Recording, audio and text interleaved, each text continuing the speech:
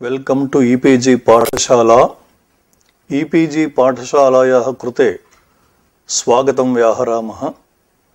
मम नाम जे रामकृष्णः इति।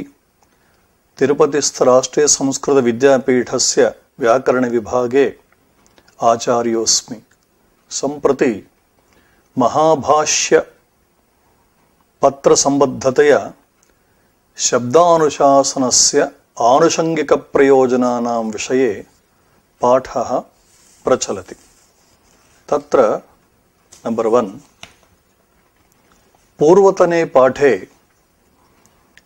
ते सुराः दुष्टः शब्दः यदधीतम् इत्येवं त्रयाणाम् आनुषङ्गिकप्रयोजनानां विषये अस्माभिः विचारः कृतः। सम्प्रति अद्यतने पाठे यस्तु प्रयुङ्क्ते अविद्वांसः विभक्तिं कुर्वन्ति इति त्रीणि आनुषङ्गिकप्रयोजनानि विचार्यन्ते।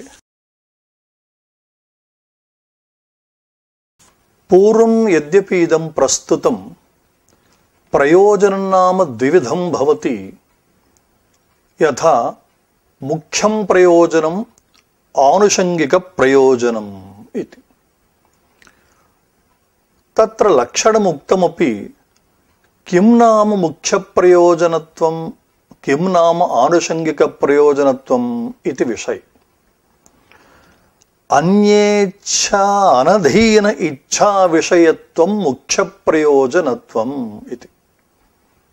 यथा सुखभोगः, सुखानां भोगः नाम सुखसिद्ध्यर्थं ये भोगाः अस्माभिः अनुष्ठीयन्ते सः सुखभोगः भवति मुख्यं प्रयोजनम् इति। अन्येच्छा अनधीन इच्छा विषयत्वं सुखभोगे वर्तते। अयं सुखभोगः कथमायाति इति चेत् भोजनशयनादिना।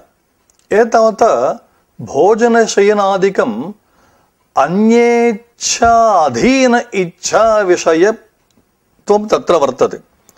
अन्येच्छाधीन इच्छा विषयत्वं भोजनशयनादौ वर्तते इति हेतोः तस्य अर्थात् भोजनशयनादेः आनुषङ्गिकप्रयोजनत्वम् इति व्यवहारः।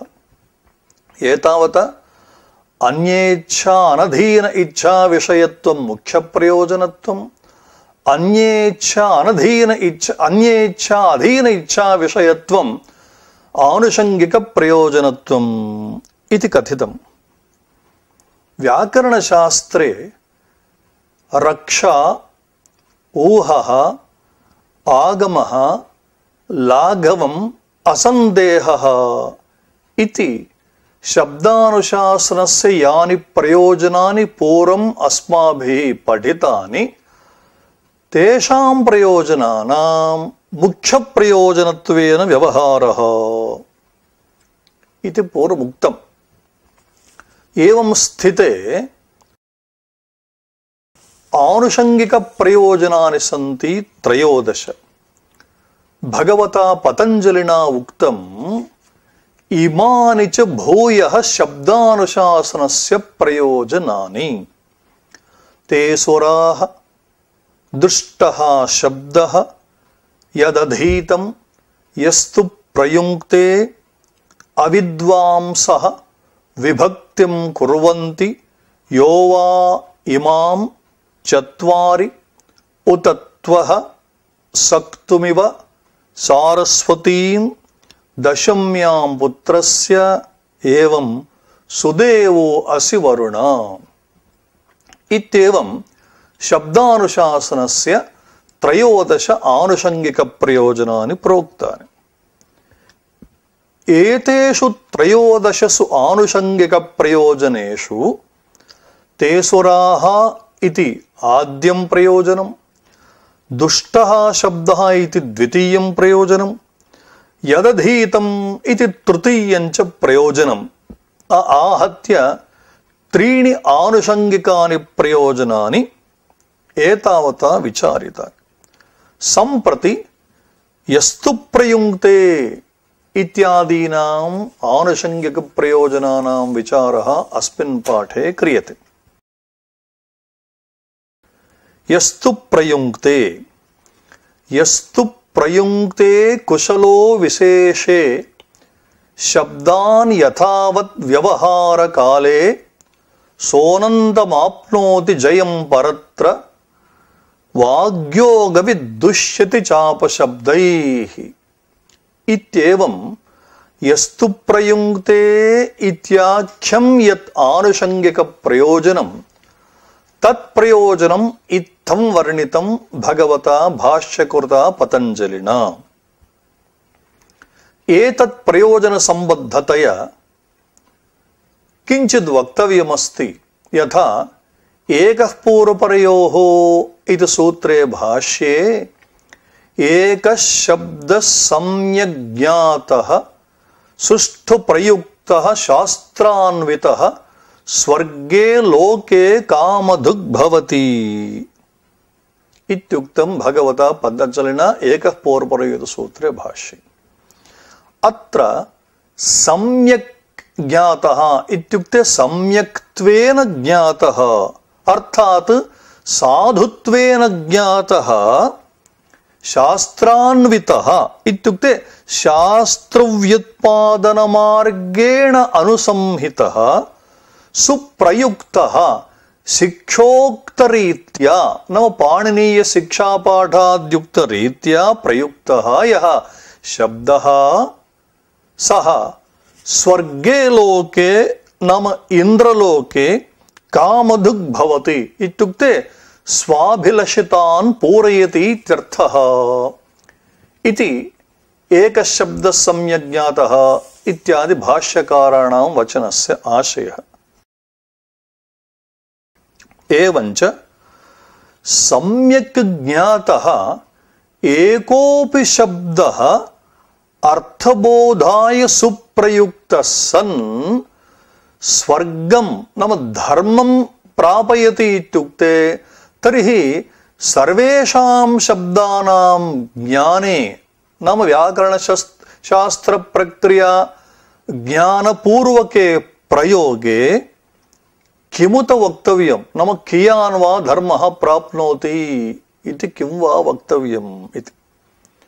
अत्र शास्त्रान्वितः इति कथनेन शास्त्रस्मरणपूर्वकं यः साधून् शब्दान् प्रयुङ्क्ते सः धर्मभाग् भवति इत्युक्तम्।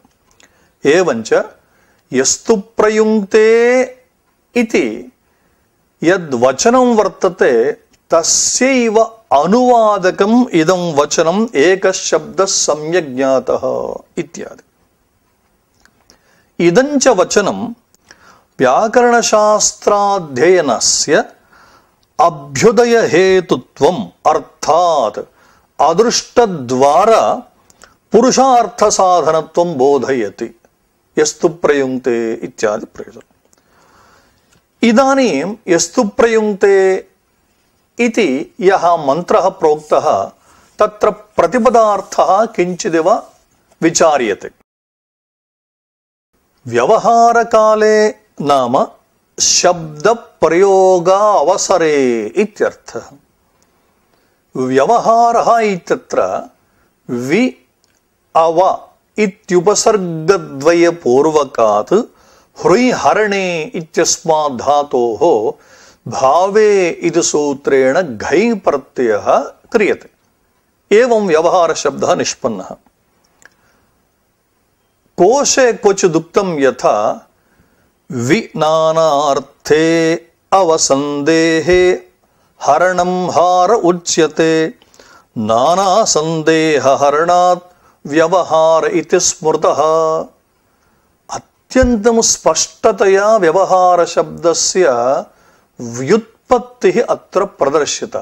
कथं विनानार्थे नाम व्यवहारः इत्यत्र वि इति उपसर्गः यः वर्तते सः उपसर्गः वि इत्युपसर्गः नानार्थ अर्थबोधकः नाम बहुत्वं नानात्वम् इत्यस्मिन्नर्थे विशब्दः वर्तते इति। वि अनन्तरम् अव इति वर्तते व्यवहारः इत्यत्र। अव इति शब्दस्य सन्देहः इत्यर्थः। अनन्तरं हारः इति वर्तते, हरणं हारः। एतावता किं जातं, वि अव हार एतेषां त्रयाणां मेलनेन नाना संदेह हरणम्, अतएव नाना संदेह हरणात् व्यवहार इति स्मृतः इति कोशवचनम्। क्वचिदुक्तं व्यवहारस्य महिमा कीदृशः भवति इत्युक्ते न कश्चित् कस्यचिन् मित्रं न कश्चित् कस्यचिद्रिपुः व्यवहारेण जायन्ते मित्राणि रिपवस्तथा। नाम जन्मतः न कोऽपि पुरुषः न कस्यापि मित्रं भवति। एवं जन्मतः न कोऽपि जनः अन्यस्य कस्यापि जनस्य शत्रुः अपि न भवति।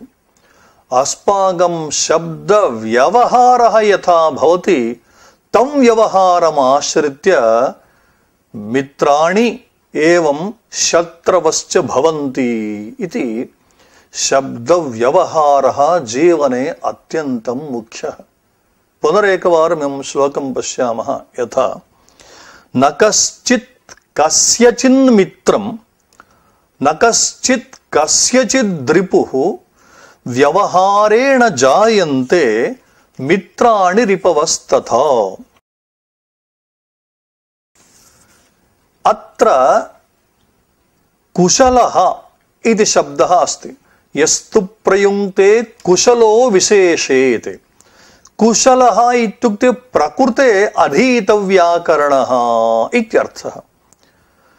प्रवीणे निपुणाभिज्ञ विज्ञ निष्णात शिक्षिताः विज्ञानिकः कृतमुखः कृतिकुशल इत्यपि इत्येवम् अमरकोशे कुशल शब्दस्य पर्यायाः एते उक्ताः।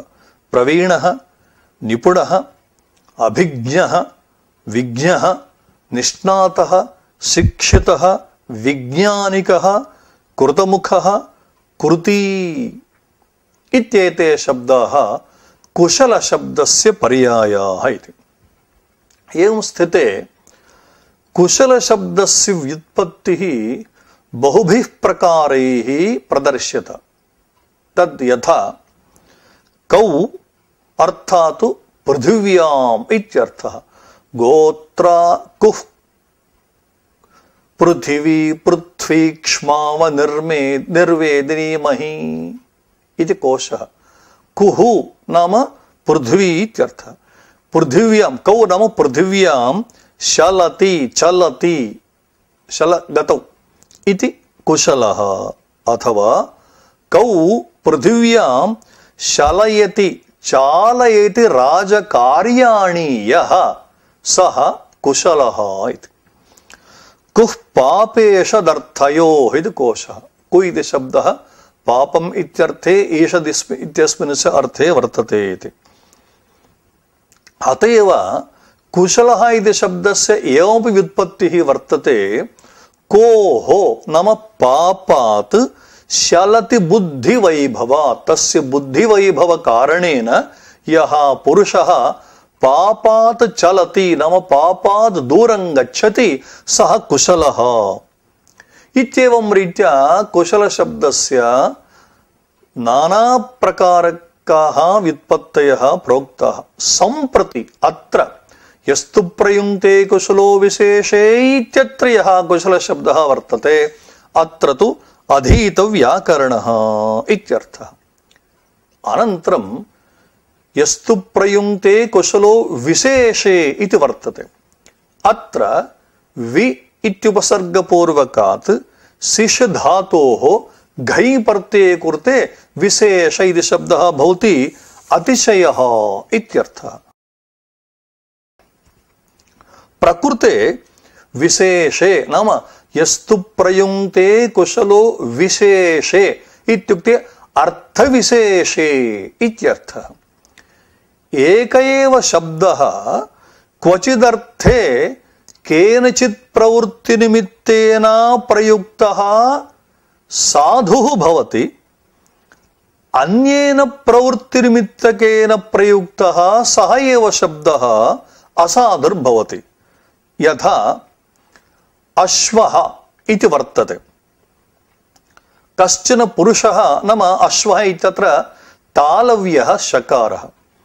कश्चन पुरुषः भ्रमवशाद्वा अज्ञानवशाद्वा व्याकरणज्ञान अभावाद्वा तालव्यस्य शकारस्य स्थाने दन्त्यं सकारं प्रयुज्य अस्वः इत्येवं श्रावयति चेत् नाम वस्तुतः वक्तुः उद्दिष्टं वर्तते तुरगः तत्र प्रवृत्तिनिमित्तत्वेन आश्रितः तुरगत्वम्, अतः तालव्यशकारः प्रयोक्तव्यः। तस्मिन् अर्थे दन्त्यसकारः प्रयुज्यते चेत् अस्वः इति असाधुरेव, किन्तु स एव अश्व इति शब्दः अर्थान्तरे साधुर्भवति। यथा न विद्यते स्वं धनं यस्य सः अश्वः, तत्र सः शब्दः साधुरेव नास्ति शङ्का। अतः अर्थविशेषे नाम कस्मिन् अर्थे मया अयं शब्दः प्रयुज्यते, त्वरगः इत्यस्मिन् अर्थे प्रयुज्यते चेत् नाम प्रयोक्तुम् इष्टश्चेत् तर्हि तालव्यशकार घटिततया एव प्रयोगः कर्तव्यः, न तु दन्त्यसकार घटिततया। यद्यपि अश्वः इति शब्दः दन्त्यघटितः साधुरेव, असाधुरिति नोच्यते, किन्तु अर्थविशेषेण त्वरगः इत्यर्थः यत्र निर्दिष्टः नाम विवक्षितः तत्र तु तालव्येव शकारः।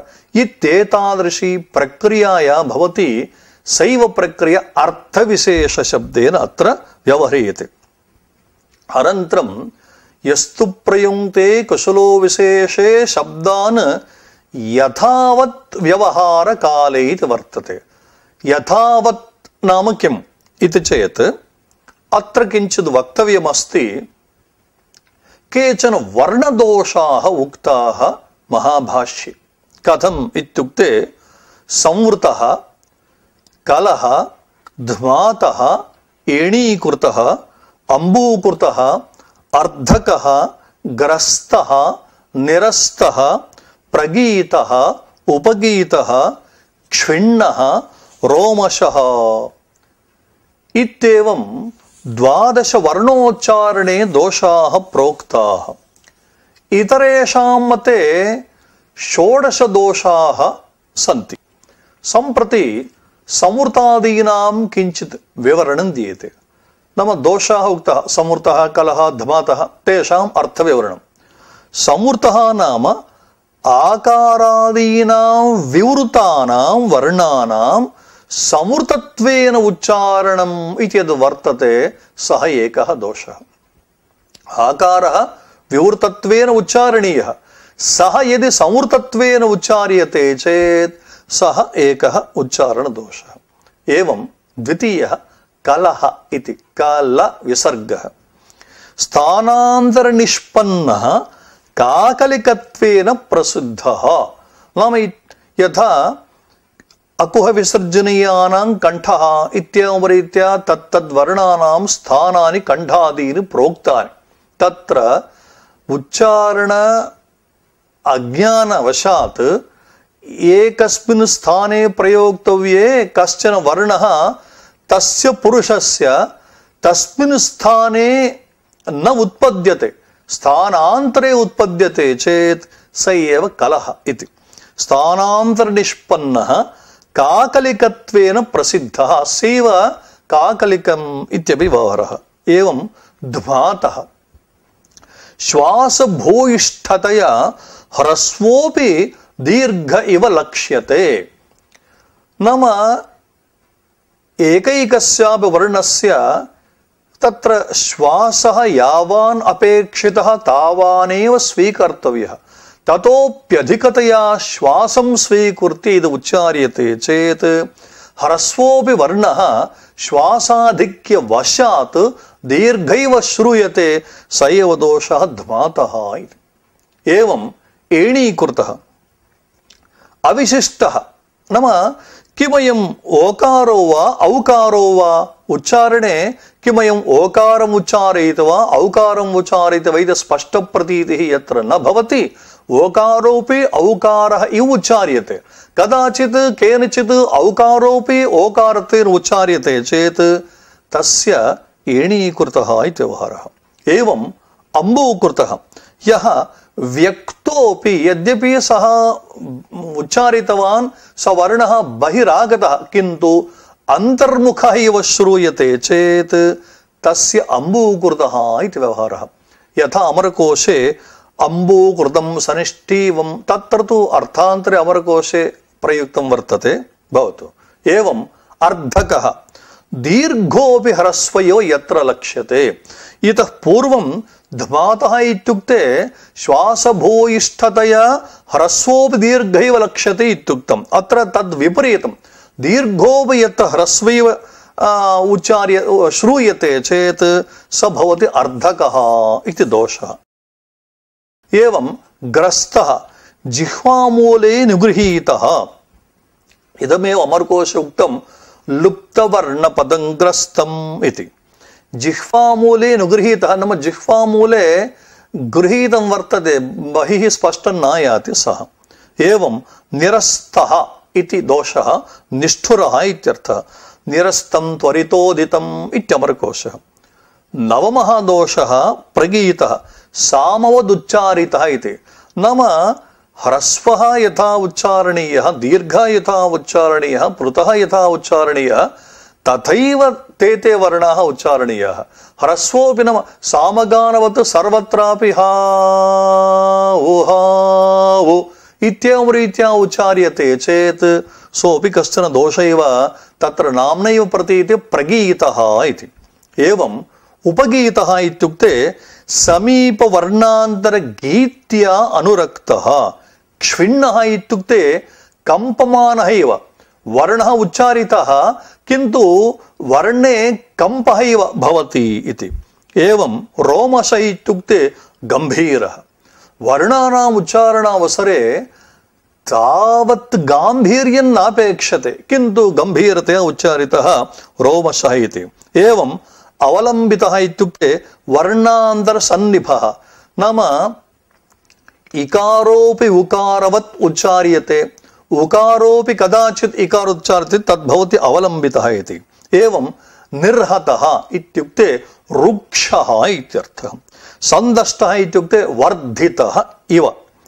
एवं षोडशः भेदः अस्ति। विकीर्णः इत्युक्ते वर्णान्तरे प्रसृतः एकोऽपि अनेकनिर्भासी। वर्णः एकैव उच्चारितः किन्तु अनेके वर्णाः उच्चारिताः इव यत्र श्रूयते तत्र विकरणः। इत्येवं रीत्या षोडश वर्णोच्चारणदोषाः सन्ति। एतादृशवर्णोच्चारणदोषरहितत्वेन प्रयोज्यते चेत् तत्र भवति यथावत् इति। एवञ्च शब्दान् यथावत् प्रयुङ्क्ते इत्यस्य एतादृश संवृतादिदोषरहिततया प्रयुङ्क्ते इत्यर्थः। इदानीं पश्यामः यस्तु प्रयुङ्क्ते कुशलो विशेषे शब्दान् यथावद् व्यवहारकाले सोनन्तमाप्नोति जयं परत्र इति। सः इत्युक्ते व्यवहारकाले तत्तदर्थविशेषे संवृतादिदोषरहिततया इतः पूर्वमुक्तया रीत्या वाचः योगः नाम प्रकृतिप्रत्ययविभागेन अर्थविशेषं परतया यः वेत्ति सः वाग्योगवित् इत्युच्यते। तादृशः शब्दान् प्रयुङ्क्ते चेत् सः ऐहिकसुखापेक्षम् ऐहिकसुखान्यपि अनुभवति। तथा तदनन्तरं शाश्वतिकं सुखम् इत्युक्ते स्वर्गो वा मोक्षे वा तदपि तदेव जयम् इत्युक्तम्। उत्कर्षं नाम अतिशयितं सुखम् आप्नोति। सोनन्तमाप्नोति जयं परत्र नाम इहलोके सर्वाणि सुखानि अनुभूय ततः स्वर्गादि उत्तमे लोके उत्कर्षं प्राप्नोति इत्यर्थः। स एव पुरुषः नाम व्याकरणमधीत्यापि इत्यर्थः। अपशब्दैः इत्युक्ते अपशब्द प्रयोगैः दुष्यति अपराध्यति इति श्रुत्यर्थः। अतः यः व्याकरणमधीतवान् सः अवश्यं साधून् शब्दान् प्रयुञ्जीत, अन्यथा दुष्यति अपराध्यति इत्यर्थः। अयमेव अर्थः भाष्यकृता उक्तः यथा कः इति प्रश्नः तत्र कृतः। नाम पूर्वं कथमुक्तम् इत्युक्ते वाग्योगविद्दुष्यते चापशब्दैः इत्युक्तं। तत्र प्रश्नः कृतः कः इत्युक्ते वाग्योगविदेव। कुत एतत् इत्युक्ते समाधानम् उक्तं यो हि शब्दान् जानाति अपशब्दानपि असौ जानाति यथैव हि शब्दज्ञाने धर्मः एवम् अपशब्दज्ञाने अधर्मोऽपि भवति इति। अथवा भूयान धर्मः प्राप्नोति भूयांसो अपशब्दाः अल्पीयांसः शब्दाः इति। एकैकस्य शब्दस्य बहवो अपभ्रंशाः तद्यथा गौः इत्यस्य गावी गोणी गोता गोपोतलिका इत्येवमादयः अपभ्रंशाः भवन्ति। अथ यः अवाग्योगविद् भवति अज्ञानं तस्य शरणं। नाम प्रकृति प्रत्यय विभागादि ज्ञानं यस्य नास्ति तत्र तु अज्ञानवशात् सः न हीयते इति। अत्र आक्षेपः कृतः अयं दृष्टान्तः समीचीनः नास्ति इति। कथम् इत्युक्ते विषम उपन्यासः न अत्यन्ताय अज्ञानं शरणं भवितुम् अर्हति। अयं लौकिक दृष्टान्तः अत्यन्तं रमणीयः। कथम् इत्युक्ते यो हि अजानन् वै ब्राह्मणं हन्यात् सुरां वा पिबेत् सोऽपि पतित एव स्यात् इत्युक्ते न ब्राह्मणो हन्तव्यः इति श्रुतिः। नाम ब्राह्मणहत्या न कर्तव्या इति।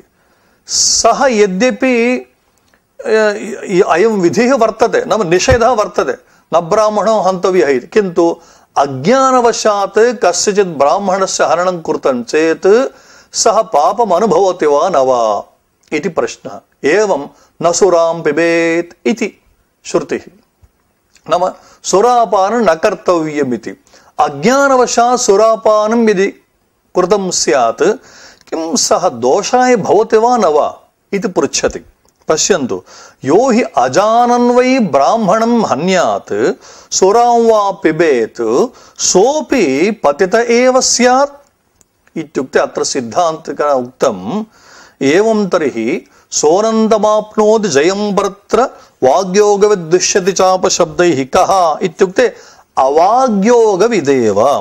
यः वाग्योगवित् विज्ञानं तस्य शरणं स तु विज्ञानेन तस्य यत् पापम् आयाति तस्य क्षालनं कर्तुं प्रभवति इति। तदनन्तरं कश्चन प्रश्नः अर्थात् काचन जिज्ञासा विहिता। एतावत्पर्यन्तं भवद्भिः यस्तु प्रयुङ्क्ते कुशलो विशेषे इत्यादिकम् उक्तं कुत्र इदं पठितम् इति, कोपनिरिदं पठितम् इति। नाम यस्तु प्रयुङ्क्ते इत्यादि वचनं कुत्र पठितम् इति प्रष्टुः आशयः। समाधानोक्तं भ्राजा नाम श्लोकाः इति। नाम भगवता कात्यायनेन प्रणीतानां श्लोकानां भ्राजाः इति व्यवहारः। तेषु भ्राजश्लोकेषु अयमेकः श्लोकः इति यस्तु प्रयुङ्क्ते इत्यादि। तदुपरि शङ्का कृता किञ्च भोः श्लोकाः अपि प्रमाणम्? आम्, तत्र कः संशयः? श्लोकाः अपि प्रमाणत्वेन स्वीक्रियन्ते एव। किञ्चातः इति चेत् यदि प्रमाणं यदि श्लोकोऽपि प्रमाणतया स्वीक्रियते चेत् अयमपि प्रमाणं भवितुमर्हति। तर्हि मयापि एकः श्लोकः श्रुतः सोऽपि प्रमाणत्वेन स्वीक्रियेत इति। कोऽसौ श्लोकः इत्युक्ते यदुदुम्बुरवर्णानां घटीनां मण्डलं महत् पीतन्नगमयेत् स्वर्गं किं तत् कर्तुगतन्नयेत् इति श्लोकः अस्ति। अयमपि श्लोकः प्रमाणभूतो वा? अस्य श्लोकस्य अयमर्थः लोहिनीषु कलशीषु स्थितं सुराद्रव्यं पीतं यदि यदि पीतं स्यात् तत् पानकर्तारं यदि स्वर्गं नेतुं न प्रभवति न गमयेत् तर्हि सौत्रामणि यागे पात्रस्थं स्वल्पं सुराद्रव्यं कथं वा स्वर्गं नेष्यति इति। तस्य आशयः लोहिनीषु कलशेषु स्थितं सुराद्रव्यं नाम बहु भूरि तदेव स्वर्गं न गमयति चेत् सौत्रामणि यागे पात्रस्थं स्वल्पं सुराद्रव्यं कथं वा स्वर्गं नेष्यति इति। अस्याः शङ्कायाः समाधानमुक्तं भोः प्रमत्तगीष एतत्र भवतः यस्तु अप्रमत्तगीतः तत्प्रमाणम् नाम वेदविषय विप्रतिपत्त्याश्रयत्वेन अयं श्लोकः प्रमाणतया स्वीकर्तुं न योग्यः। यस्तु प्रयुङ्क्ते इत्यादि श्लोकस्तु श्रुति प्रामाण्य विषयकः सा च श्रुतिः पूर्वोक्तया रीत्या एकशब्दः सम्यक् ज्ञातः सुष्ठु प्रयुक्त स्वर्गे लोके कामधुग् भवति अतः तां श्रुतिम् आश्रित्य इदं वचनम् उक्तमिति हेतोः इदं वचनं प्रमाणं भवत्येव। अनया रीत्या शब्दानुशासनस्य आनुषङ्गिक प्रयोजनेषु चतुर्थं प्रयोजनं यस्तु प्रयुङ्क्ते इति एतावता विचारितम्।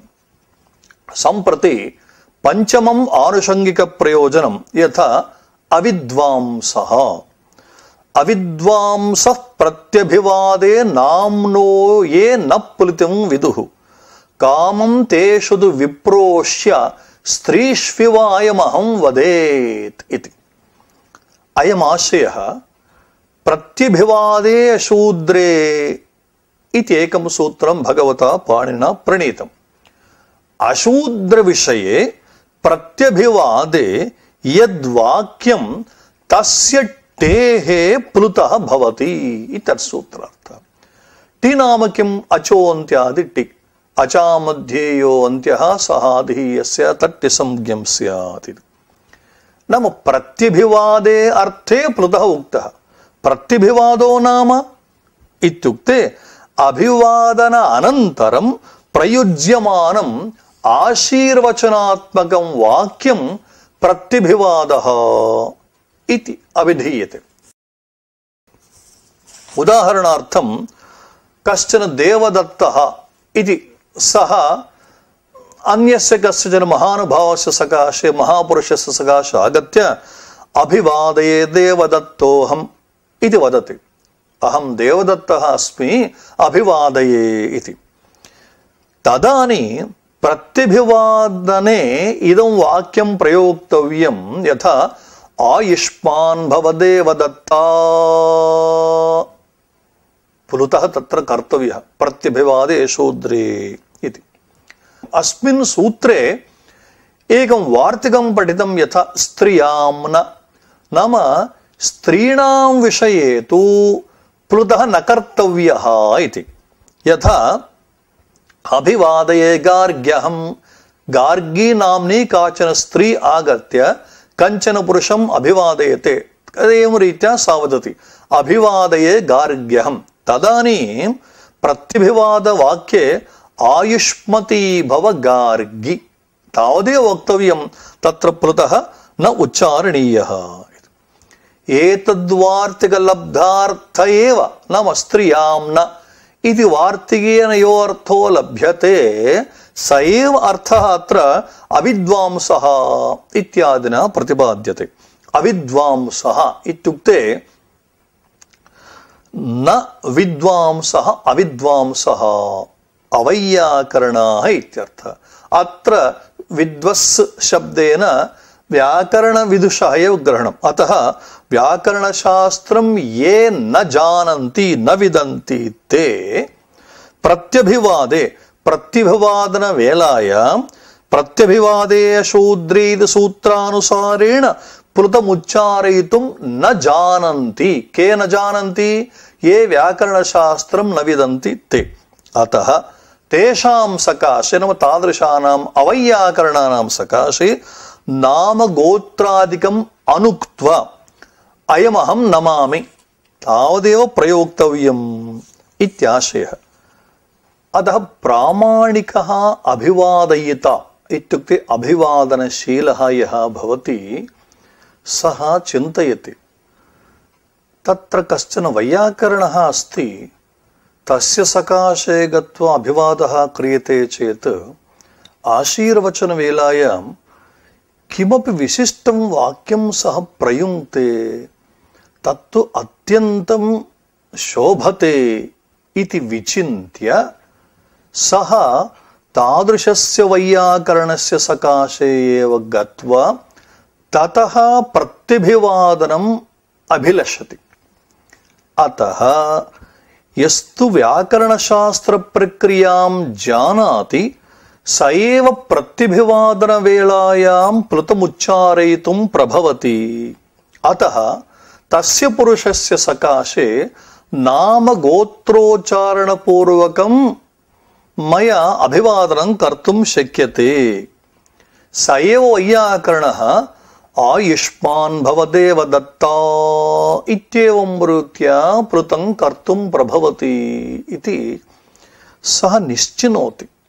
अतः प्रत्यभिवादे प्लुतोच्चारणयोग्यता सिद्ध्यर्थं व्याकरणशास्त्रम् अध्येतव्यमेव। अत एव उक्तं स्त्रीवन्मा भूमा इत्यध्येयं व्याकरणम् इति। यथा स्त्रीषु गोत्रोच्चारणपूर्वकम् अभिवादनं न क्रियते पूर्वोक्तया रीत्या, किन्तु अयमहं नमामि इत्युक्त्वा अभिनयमात्रं क्रियते, तथा अविद्वत्सु व्यवहर्तव्यम्। अविद्वत्सु इत्युक्ते ये प्लुतप्रक्रियां न जानन्ति तत्र केवलम् अयमहं नमामि तावदेव वक्तव्यं, नामगोत्रोच्चारणपूर्वकम् अभिवादनं न कर्तव्यम् इति। एवं रीत्या करणेन तद्वत् करणेन इत्युक्ते केवलं नाम अभिवादये अहं तावदेव इति कथनेन सूचितशास्त्र अज्ञानित्वकृत अपमानप्रयुक्तदुःखभाजः वयं मा भूम। सः मत्सकाशे अभिवादनं न करोति, कुतः? अहं प्लुतं न जानामि इति हेतोः इत्येवं किञ्चित् अपमानम् अनुभवति प्रत्यभिवादयेत।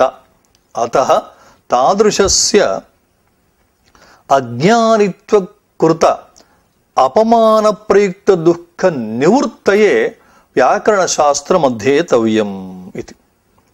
अत्र प्रश्नः, भोः कश्चन श्लोकः अस्ति, यथा मनुस्मृतौ आयुष्मान् भव सौम्येति वाच्यो विप्रोऽभिवादने अकारश्चास्य नाम्नोऽन्ते वाच्यः पूर्वाक्षरः प्लुतः इति।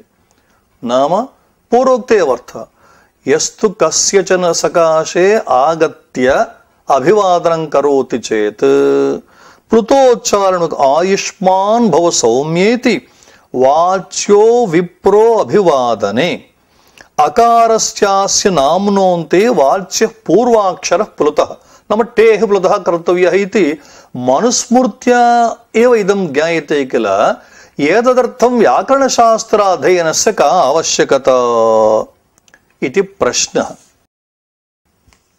अत्र उत्तरं, तत्र यद्यपि पूर्वाक्षरः प्लुतः वक्तव्यः इति वर्तते, प्लुतो नाम किम् इत्युक्ते पुनः ऊकालो झरस्वदीर्घप्लुतः इति सूत्रार्थः तेन अवश्यं ज्ञातव्यः। नाम एकमात्रो भवेद्ह्रस्वः, द्विमात्रो दीर्घ उच्यते, त्रिमात्रस्तु प्लुतो ज्ञेयः, व्यञ्जनं त्वर्धमात्रकम् ऊकालो झरस्वदीर्घप्लुतः। एकमात्राकालिकः वर्णः ह्रस्वः, द्विमात्राकालिकः अच् दीर्घः, त्रिमात्राकालिकः अच् प्लुतः इत्येवं रीत्या अयं वर्णः ह्रस्वः, अयं दीर्घः, अयं प्लुतः इति तस्य ज्ञानं कदा भवति व्याकरणशास्त्राध्ययनेनैव इति हेतोः मनुस्मृतिवचनं यद्यपि वर्तते किन्तु प्लुतः कर्तव्यः इति मनुना उक्तं किन्तु सः प्लुतो नाम कः इत्युक्ते एतदर्थम् अवश्यं व्याकरणशास्त्रम् अध्येतव्यमेव इति। अनया रीत्या अविद्वांसः इत्याख्यं पञ्चमम् आनुषङ्गिकप्रयोजनम् एतावता विचारितम्। सम्प्रति शब्दानुशासनस्य आनुषङ्गिकप्रयोजनेषु षष्ठं प्रयोजनं वर्तते विभक्तिं कुर्वन्ति इति। अत्रादौ विभक्तिशब्दवाच्यः कः इति प्रश्नः। नाम व्याकरणशास्त्ररीत्या प्रकृतिः द्विविधा भवति, धातुरूपा प्रकृतिः एवं प्रातिपदिकरूपा प्रकृतिः इति। तत्र धातुरूपा या प्रकृतिः ततः वर्तमाने लट् इत्यादिभिः सूत्रैः ये लकाराः विहिताः तेषां लकाराणां स्थाने तिप् तस् झिस् सिप् थस्थ मिब् वस्मस्ताताञ्च थासाथां द्वमिड्वयिमयिं इत्येवम् 18 आदेशाः उक्ताः तत्तल्लकाराणां स्थाने। तिबादयः इत्युच्यते, किञ्चित् पार्श्वे स्थापयामः। एवं प्रातिपदिकरूपा या प्रकृतिर्वर्तते, राम इत्यादि प्रातिपदिकरूपया प्रकृतिः, तत्र सोजसमोक्षस्टाभ्यां भिस्ङेभ्यां भिस्ङसिभ्यां भिस्ङसोसां ञोस्सुप् इति सूत्रेण सु औजस् इत्येवमादयः 21 प्रत्ययाः उक्ताः प्रातिपदिकात्।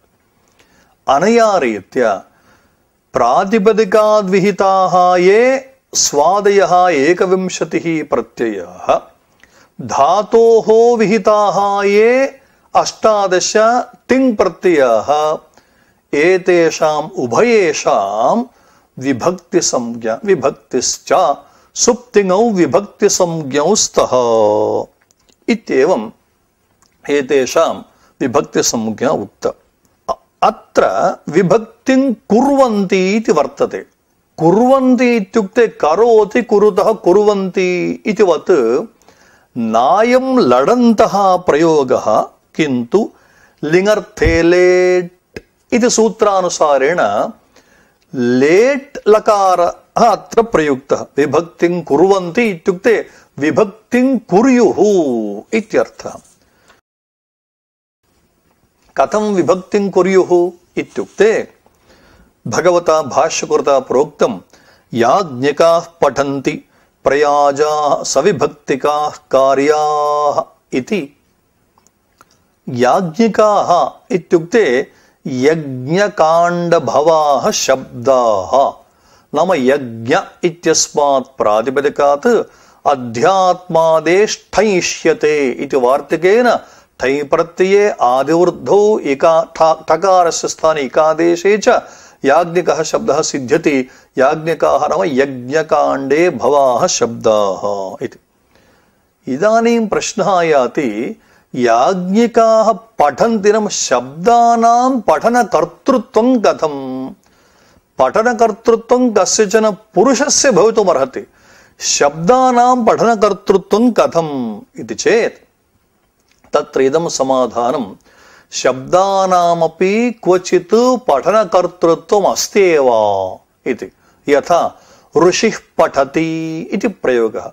ऋषिः नाम वेदः इत्यर्थः। वेदः पठति इति कथं? वेदः न पठति, कश्चन वेदवित् वेदं पठति। वेदः कथं पठति इत्युक्ते शब्दात्मकस्य वेदस्यापि पठने कर्तृत्वम् अङ्गीकृतम्।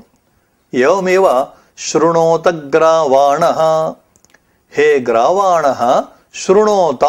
ग्रावन् शब्दस्य अर्थः भवति पाषाणः इति अर्थः, अथवा पर्वतः इति वा अर्थः। अतः अचेतनं पर्वतं वा अचेतनान् पर्वतान् वा अचेतनान् पाषाणान् वा उद्दिश्य शृणोत इति कथं वक्तुं शक्यते इति चेत् अचेतनेऽपि चेतनत्वं स्वीक्रियते इत्यर्थः। याज्ञिकाः इत्युक्ते यज्ञकाण्डे भवाः शब्दाः तत्रापि इदमुक्तं ऋषिः पठति शृणोत ग्रावाणः इति तद्वत् प्रकृतेऽपि। एवञ्च याज्ञिकाः इत्युक्ते यज्ञकाण्डभवाः वैदिकाः शब्दाः पठन्ति इत्युक्ते उपदिशन्ति इत्यर्थः। वेदः न पठति, वेदः उपदिश्यति। कथम् इति चेत् अत्र इदानीं किञ्चित् वैदिकी प्रक्रिया अस्माभिः विचारणीय। दर्शपूर्णमासाभ्यां जुहोति इत्येकं वाक्यं, विधिवाक्यमिदम्। अत्र दर्शपूर्णमासाङ्गत्वेन प्रयाजयागाः केचन विहिताः। प्रयाजाः इत्युक्ते प्रधानयागात् प्राक्, प्रधानः यः यागः तस्मात् प्राक् युज्यन्ते इति प्रयाजाः। प्र इत्युपसर्गपूर्वक यज देवपूजा संगतिकरणदानेषु इत्यस्मात् धातोः घै प्रत्यये अदुपधाय इति सूत्रेण उपधा दीर्घे च प्रयाजाः इति सिद्ध्यति। एवं स्थिते दर्शपूर्णमासे इतः पूर्वमुक्तं दर्शपूर्णमासाभ्यां जुहोति इति, तत्र पञ्चप्रयाजाः विहिताः। ते च भवन्ति यथा समिधो यजति, तनूनपातं यजति, इडो यजति, बर्हिरी यजति, स्वाहाकारं यजति इति। अत्र आधानोत्तरं यदि यजमानः उदरव्यथावान् स्यात्, उदरे व्यथा भवति चेत्, अथवा संवत्सर मध्ये तस्य महती विपत्तिः काचन आयाति चेत् तदानीं नैमित्तिकीं पुनराधानेष्टिं विधाय तत्र इदमाम्नातं किमिति प्रयाजा सविभक्तिकाः कार्याः, तस्मिन् समये प्रयाजाः सविभक्तिकाः कार्याः इति। अत्र पूर्वमुक्तं विभक्ति इत्युक्ते सुपां तिङाञ्च विभक्ति संज्ञा इति। न केवला प्रकृतिः प्रयोक्तव्या नापि केवलः प्रत्ययः इति नियमः वर्तते। अयं नियमः किं सूचयति इत्युक्ते शुद्धा प्रकृतिः, शुद्धः नाम केवला प्रकृतिः, केवलः प्रत्ययो वा न प्रयोक्तव्यः, किन्तु प्रकृतिसहितः प्रत्ययः अथवा प्रत्ययसहितः प्रकृतिः प्रयोक्तव्या इति। सा च प्रकृतिः अत्र भवति अग्निः इति। अतएव निरुक्ते देवताकाण्डे अत किं देवताः प्रयाजानुयाजाः नाम प्रयाजयागेषु अथवा अनुयाजयागेषु देवताः किं देवताः इति प्रश्ने आग्नेया इति तु स्थितिः इति निरुक्ते समाहितम्। अत्र प्रयाजाः इत्युक्ते प्रयाज याग संबद्धाः मंत्राः इत्यर्थः। तथा च पूर्वोक्ताः पंच प्रयाज मंत्राः ये सन्ति यथा समिधो यजति, तनूनपातं यजति, इडो यजति, बर्हिर्यजति, स्वाहाकारं यजति इत्यत्र एतेषु पंचसु आदितः ये चत्वारः सन्ति नाम समिधो यजति, तनूनपातं यजति, इडो यजति, बर्हिर्यजति नाम स्वाहाकारं यजति इत्येकं विहाय तत्र चतस्रः विभक्तयः अग्निशब्दप्रकृतिकाः पठ्यन्ते इति श्रौतग्रन्थेषु द्रष्टव्यम् इति शब्दकौस्तुभे दीक्षितमहाशयैः इदमुक्तम्। ते च मन्त्राः सन्ति नाम चतुर्षु प्रयाजेषु मन्त्राः सन्ति यथा ये यजामहे भूर्भुवस्वः समिधो अग्ने अग्ने आज्यस्यव्येतु वौषट् इति आद्यः मन्त्रः। द्वितीयः ये यजामहे भूर्भुवस्वः तनूनपात् अग्नावग्ने आज्यस्य व्येतु वौषट् तृतीयः मन्त्रः।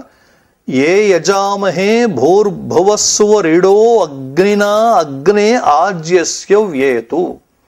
चतुर्थः ये यजामहे भूर्भुवस्वरः बहिरग्निमग्ने आज्यस्य व्येतु वौषट् इति।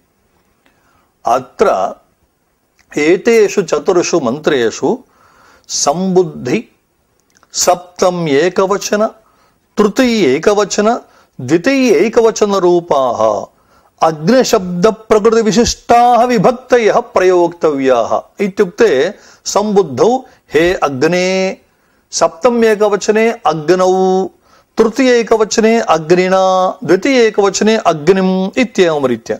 इत्थम् अत्र सविभक्तिकत्वेन प्रयाजमन्त्राणां प्रयोगाय व्याकरणशास्त्रम् अवश्यम् अध्येतव्यम्।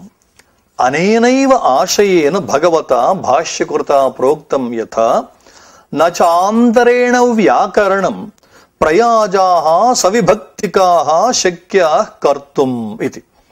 अंतरेण व्याकरणम् इत्युक्ते व्याकरणशास्त्रं विना इत्यर्थः। अत्र अंतरान्तरेण युक्ते इति सूत्रेण व्याकरणशब्दः द्वितीया विभक्तिः भवति। एवं न चान्तरेण व्याकरणं प्रयाजाः इत्युक्ते पूर्वमुक्तया रीत्या प्रयाजयागपठिताः मन्त्राः सविभक्तिकाः इत्युक्ते विभक्तिसहिताः न शक्याः प्रयोक्तुं न शक्यन्ते। कदा न शक्यन्ते? व्याकरणं विना न शक्यन्ते। अतः अवश्यं व्याकरणशास्त्रम् अध्येतव्यमेव इति विभक्तिं कुर्वन्ति इति इदम् आनुषङ्गिकं प्रयोजनं व्याकरणशास्त्राध्ययनस्य आवश्यकतां सूचयति। अनया रीत्या अस्मिन् पाठे यस्तु प्रयुङ्क्ते अविद्वांसः विभक्तिं कुर्वन्ति इत्येवं त्रयाणां शब्दानुशासनस्य आनुषङ्गिकप्रयोजनानां विषये एतावता विचारः कृतः इति शम्।